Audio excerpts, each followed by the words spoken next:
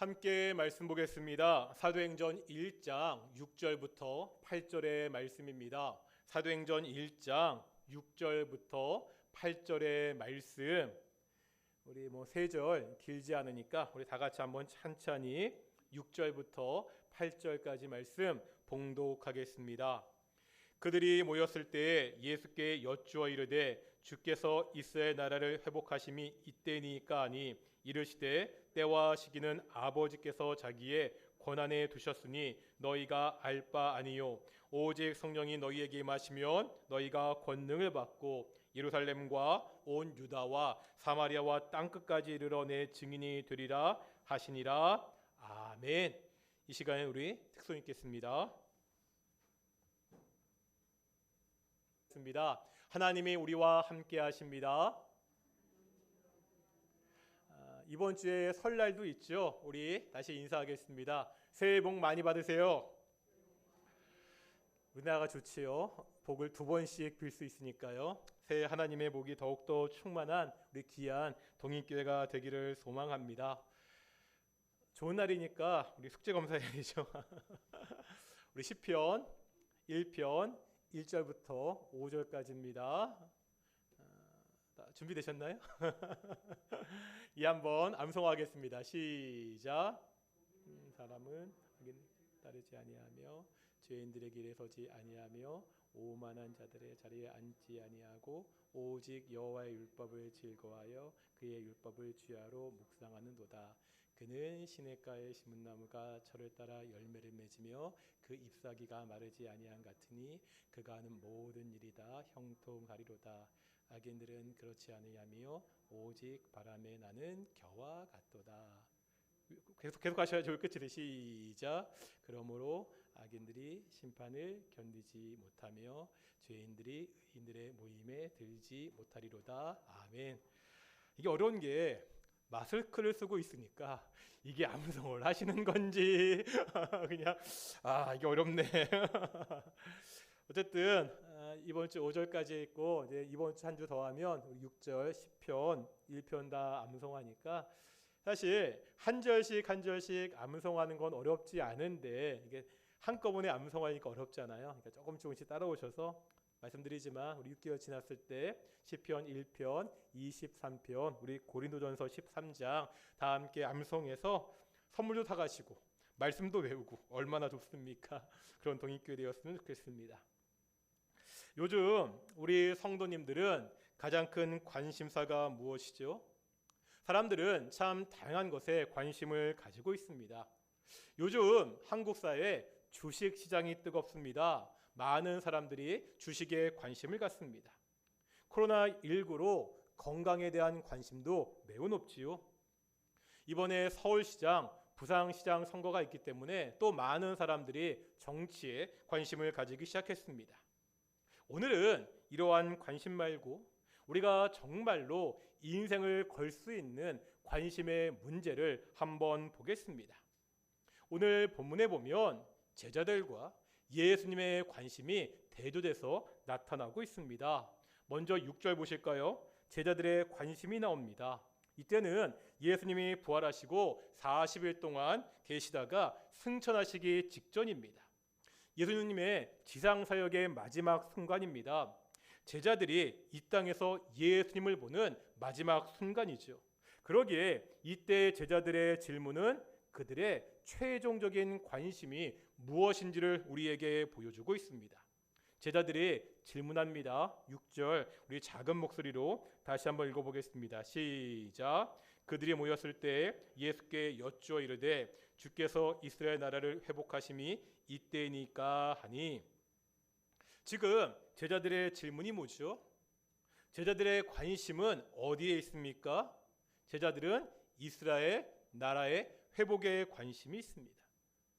이것이 이루어지는 때에 관심이 있습니다. 제자들이 이스라엘의 회복에 관심을 가지는 것은 예수님의 말씀을 잘못 이해했기 때문입니다.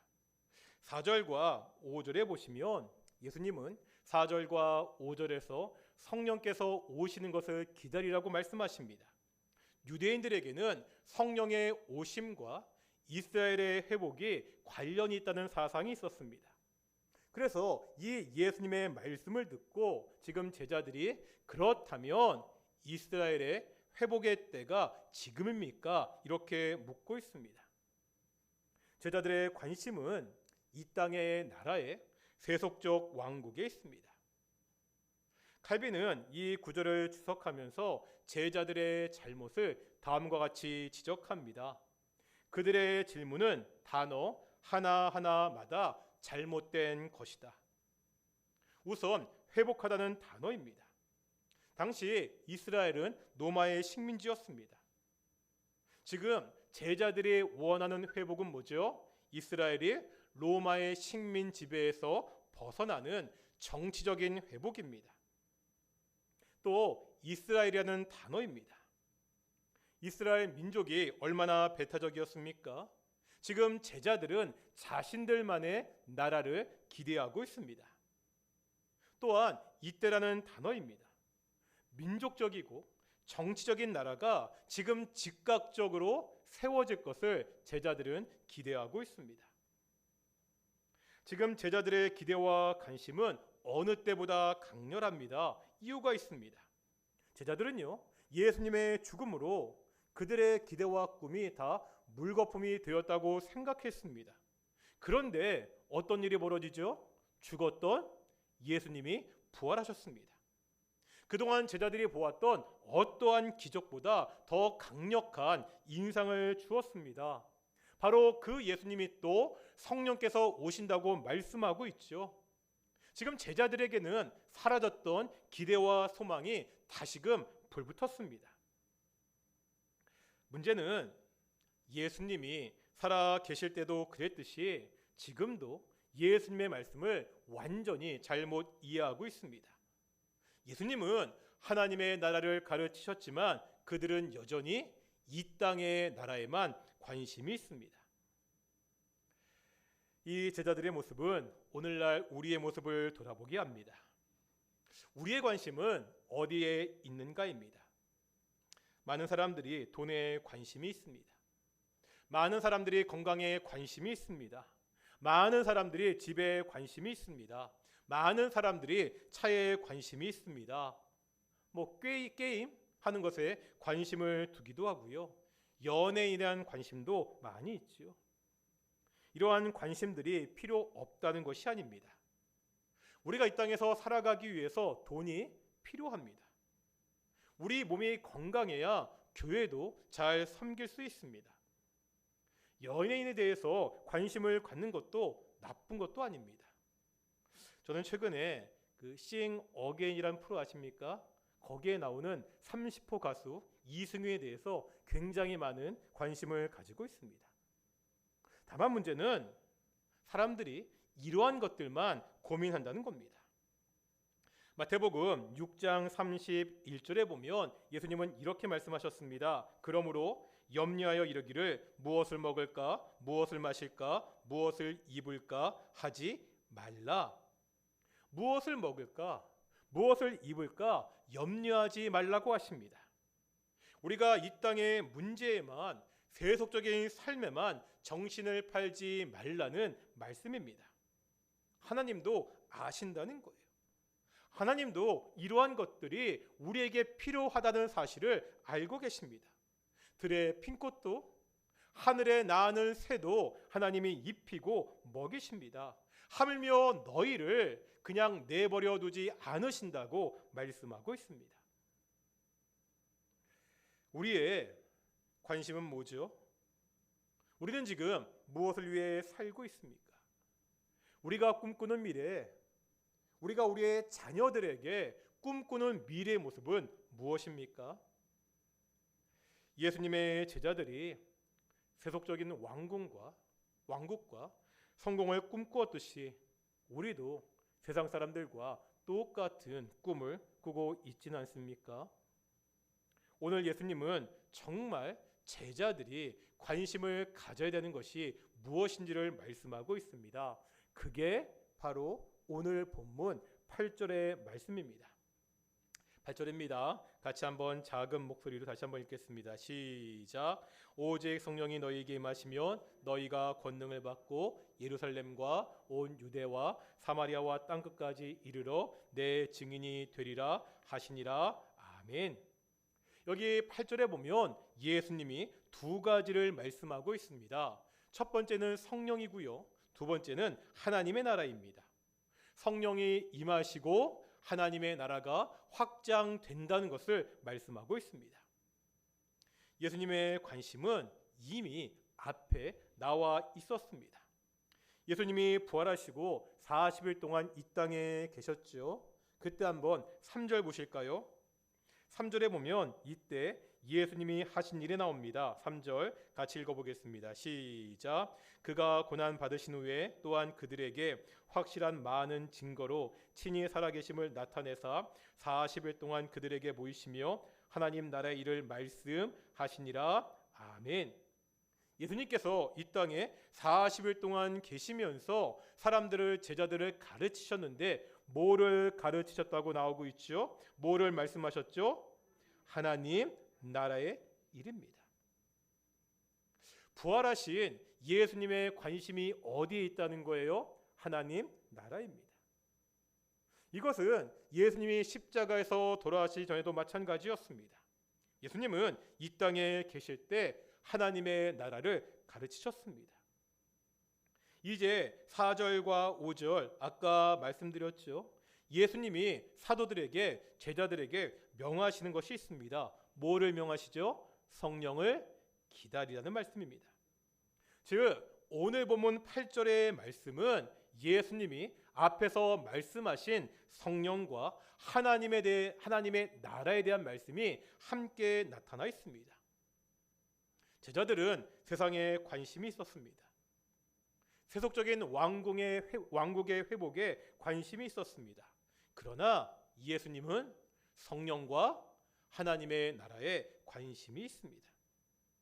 특별히 8절은요, 이 하나님의 나라가 확장되는 것을 보여줍니다. 하나님의 나라는 예수님이 이 땅에 오심으로 시작되었습니다. 그렇게 시작된 하나님의 나라가 확장되고 있습니다. 어떻게 확장되고 있죠? 예루살렘이라는 한 도시에서 온 유대로 이제 사마리아로 땅 끝까지 확장되고 있습니다. 하나님의 나라가 확장된다. 무슨 의미입니까? 하나님의 통치가 확장되는 것입니다. 이 말을 오해할 수도 있습니다. 이 전까지는 하나님이 이 땅을 통치하지 않았다고 오해할 수 있습니다. 하나님은 영원 전부터 영원 후까지 이 땅의 통치자이십니다. 왜 그렇죠? 하나님이 이 땅을 창조하신 창조주이기 때문입니다. 그런데 문제가 생겼습니다. 문제는 인간들이 이 통치를 거부했습니다. 하나님의 다스림이 아니라 마귀의 다스림을 받겠다고 하나님의 통치를 불순종했습니다. 이 땅에 하나님의 통치가, 하나님의 나라가 임한다는 것은 마귀의 통치에 있던 사람들이 다시 하나님의 통치 아래로 들어오는 것입니다. 마귀를 주인으로 모시던 사람들이 하나님을 주인으로, 왕으로 다시 섬기는 것입니다. 하나님의 나라가 확장된다는 것은 하나님을 왕으로 모신 사람들이 늘어나는 것입니다.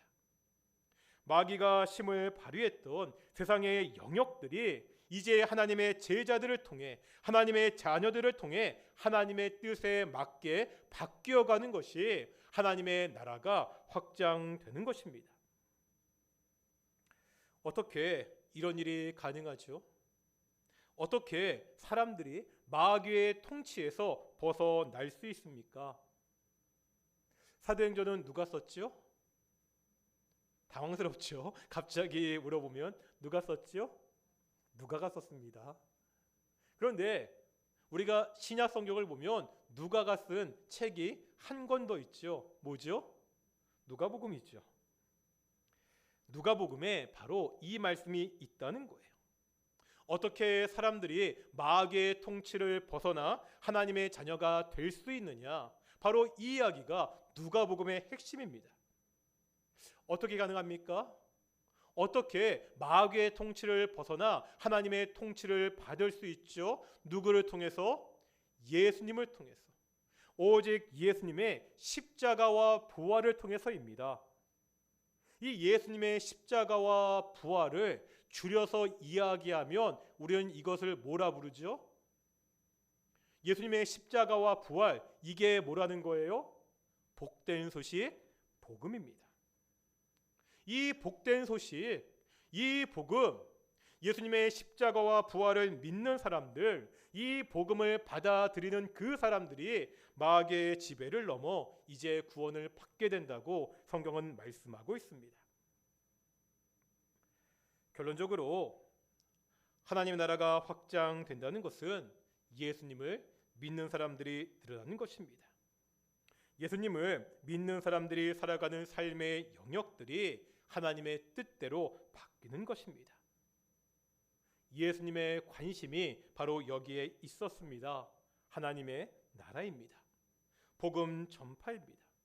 우리가 많이 사용하는 말로 이야기하면 전도와 선교입니다. 이 선교의 사명은 예수님 이후에 갑자기 생겨난 관심이 아닙니다.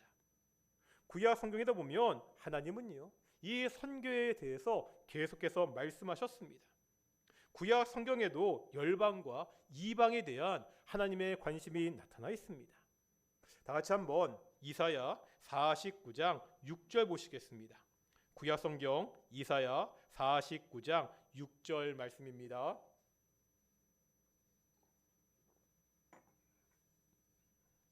이사야 49장 6절 말씀입니다.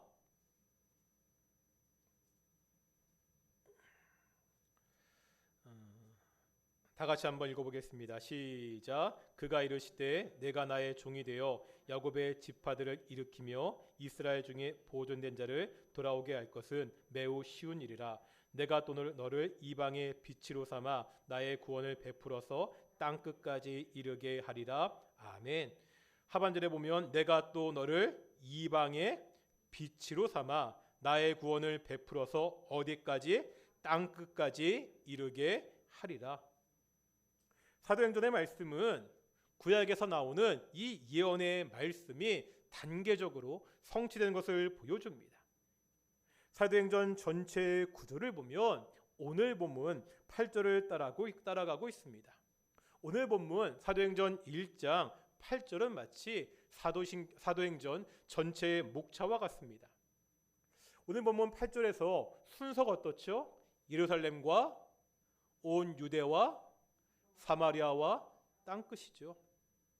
먼저 사도행전 1장부터 7장까지는 예루살렘에 복음이 전파되는 것이 나옵니다. 이제 한번 8장 2절 보실까요? 사도행전 8장 2절입니다. 사도행전 8장 2절 말씀 보시겠습니다.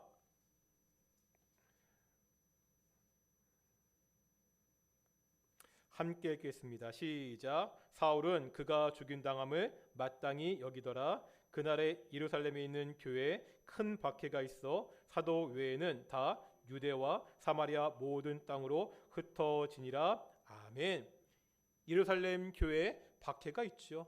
어떻게 되죠? 사도를 제외한 모든 사람들이 어디로? 사마리아와 모든 땅으로, 유다와 사마리아의 모든 땅으로.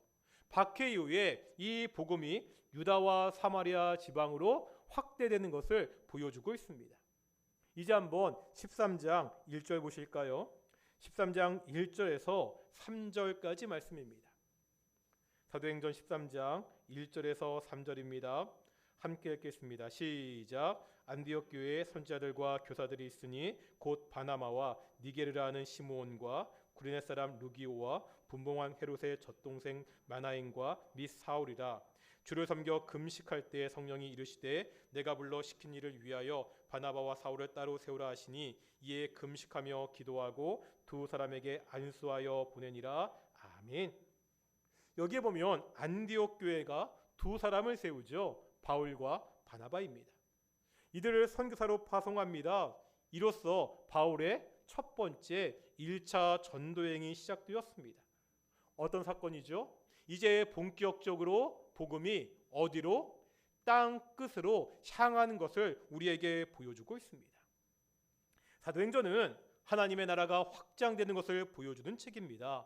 바로 이것이 예수님의 관심이었습니다. 그렇다면 다음 질문이 나와야 됩니다. 이제 우리는 무엇을 해야 됩니까? 예수님의 관심이 여기에 있다면 우리는 어떻게 살아야 되죠? 이것이 1장 8절 마지막에 있죠. 어떻게 살라고요? 내 증인이 되리라. 내 증인이 되리라. 지금 예수님은 제자들에게, 오늘날 우리들에게 증인의 삶을 요구하고 있습니다. 사도행전은요, 이 예수님의 말씀에 따라 증인의 삶을 살아간 우리 믿음의 선배들의 이야기입니다. 복음을 위해서 생명도 아끼지 않았던 우리 믿음의 선배들의 이야기가 사도행전입니다. 이 믿음의 선배들이 증인의 삶을 살았기 때문에 오늘날 우리에게도 복음이 전해졌습니다.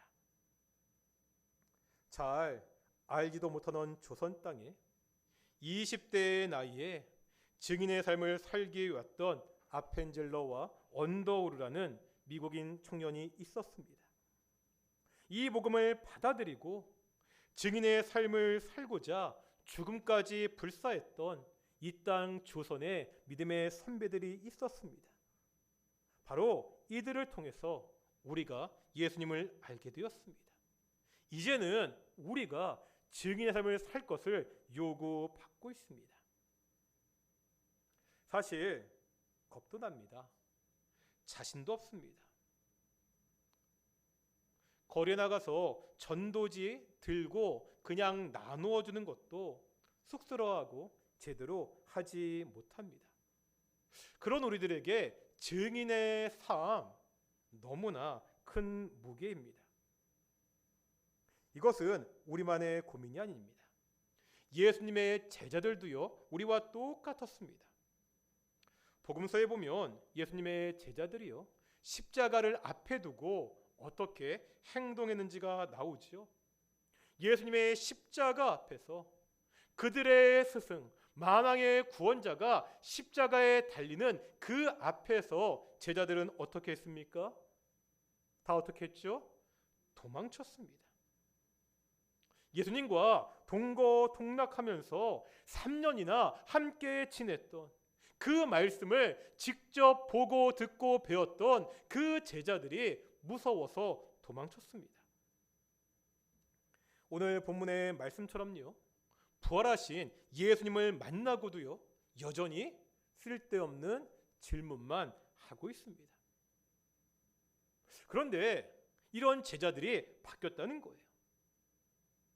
이랬던 제자들이 증인들의 삶을 살아냈습니다. 어떻게 가능합니까?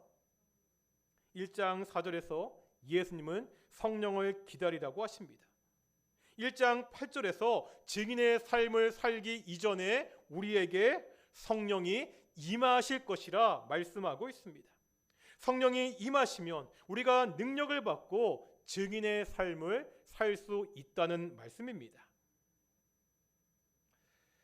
이 땅에서 증인의 삶을 사는 것은 내 힘과 내 능력으로 하는 것이 아닙니다. 성령의 힘과 능력으로 합니다. 우리의 능력으로 할 수 없습니다. 먼저 하나님의 성령이 나와 함께 하시기를, 오직 성령의 은혜가 우리 동인교회에 함께 하시기를 우리가 소망하며 기도해야 됩니다. 증인의 삶은 어떠한 삶입니까? 가장 쉽게 말할 수 있는 것이 복음 전파입니다. 주변에 믿지 않은 가족들에게, 친구들에게, 이웃들에게 복음을 전해야 됩니다. 요즘요, 코로나19로 전도하는 것이 너무 어려워졌습니다. 교회에 대한 이미지도 너무 좋지 않습니다. 하지만 생각해보면 기독교 역사상 전도하기 좋은 때는 한 번도 없었습니다. 박해 시절에는요, 복음을 전하는 것이 목숨을 내놓는 일이기도 했습니다. 코로나19의 시대에 우리가 어떻게 복음을 전해야 되는지 심각하게 진지하게 고민해야 됩니다. 또 여기에 더 생각할 것이 있습니다. 제가 작년에도 이번에도 처음 동익교회 비전에 대해서 설교할 때 드렸던 말씀입니다. 선교적 교회라는 단어입니다. 선교적 교회 기억나시죠? 선교적 교회는 선교하는 교회라는 말이 아닙니다. 교회가 선교를 많이 해야 된다, 전도를 많이 해야 된다는 말과는 좀 차원이 다릅니다. 이것은 선교의 주체가 누구냐의 문제입니다. 보통은 이렇게 이야기하죠. 교회가 선교사를 파송합니다. 교회에서 전도하는 사람들을 모아서 전도하도록 교회가 전도대를 보냅니다. 이러한 교회는 선교를 열심히 하는 교회, 전도를 잘하는 선교하는 교회입니다. 하지만 선교적 교회는 다르다고 말씀드렸습니다. 어떻게 다르죠? 선교는 교회가 보내는 것이 아닙니다. 선교의 주체가 누구라고요? 선교의 주체는 교회가 아니라 하나님입니다. 예수님이 제자들에게 내가 너희를 보낸다 이렇게 말씀하셨습니다. 선교적 교회라는 말은 이 교회 자체가 하나님이 보내신 선교사라는 의미입니다. 교회는 건물이 아니죠. 성도라는 말씀을 여러 번 드렸습니다. 그렇다면 선교적 교회라는 말은 어떤 뜻이 되는 거죠? 하나님께서 바로 나를 내가 살아가는 삶의 현장에 누구로? 선교사로 보냈다는 말입니다. 우리의 삶의 현장에서 바로 내가 선교사로 복음을 전해야 됩니다. 내가 살아가는 그것이 가정이든 그것이 학교든 그것이 직장이든 그곳에서 선교사의 삶을 살아야 됩니다. 바로 내가 살아가는 그 모습을 통해서 사람들에게 하나님의 나라가 어떠한 곳인지 보여줄 수 있어야 됩니다. 예수님은 우리에게 증인의 삶을 말씀하십니다. 어떻게 해야 됩니까? 복음을 증거해야 됩니다. 복음의 삶을 살아야 됩니다. 먼저 나의 입을 통하여 복음이 증거되어야 됩니다. 또한 나의 삶을 통해 복음이 나타나야 됩니다. 이것이 예수님의 마지막 당부였습니다. 우리 동익교회가 선교적 교회가 되기를 소망합니다. 우리 동익교회가 이 지역에서 하나님을 보여주는 교회가 되기를 소망합니다. 동인의 모든 성도들 한 사람 한 사람 살아가는 삶의 현장에서 하나님이 보내신 선교사로 살기를 축원합니다. 바로 이것이 오늘날 바로 우리에게 가지고 있는 예수님의 관심입니다. 우리 PPT 좀 띄워주시겠습니까? 우리가 그동안 그 동익교회의 비전을 함께 살펴보았죠. 한번 정리해 보겠습니다. 우리가 가장 먼저 제사장 교회에 대한 말씀을 드렸습니다. 기억나시죠? 너희는 왕 같은 제사장이다. 그런데 우리가 교회가 제사장이라고 이야기할 때 세 가지 관계가 있다고 말씀드렸습니다. 첫 번째가 누구와의 관계죠? 하나님과의 관계입니다. 두 번째는 누구와의 관계입니까? 성도와의 관계입니다. 세 번째는 오늘 봤던 세상과의 관계입니다. 하나님과의 관계에서 교회는 어떠한 존재죠? 어떠한 관계입니까? 하나님의 자녀입니다. 교회 안에서 성도들끼리 어떠한 관계죠?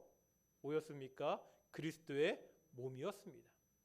세상 속에서 교회는 어떠한 존재라고 말씀드렸죠? 성령으로 증인되었다고 말씀드렸습니다.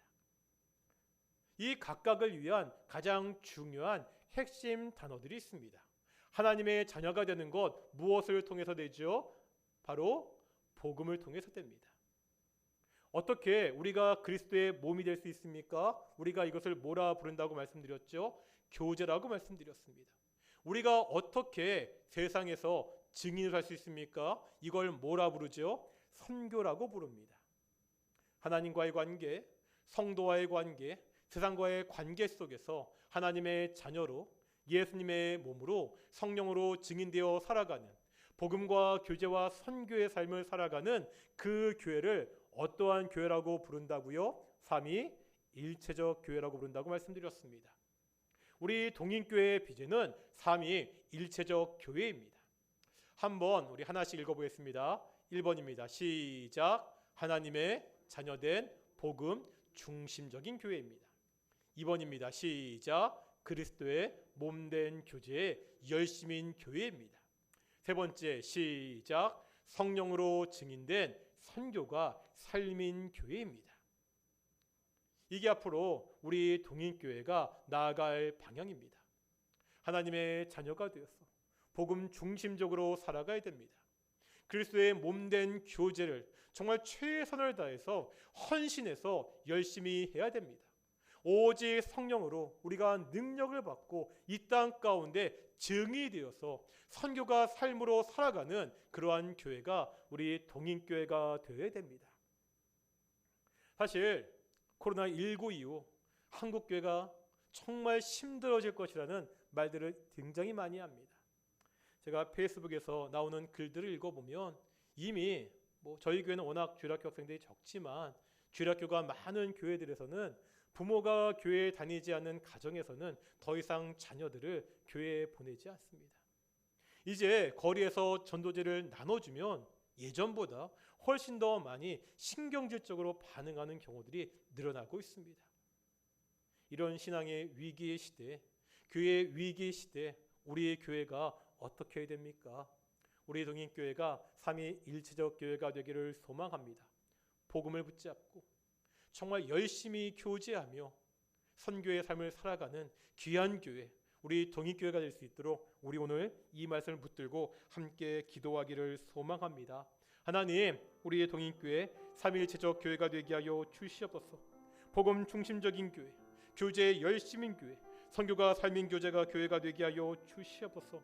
우리가 살아가는 삶의 현장에서 하나님의 보내신 선교사로 살게 해 주시옵소서.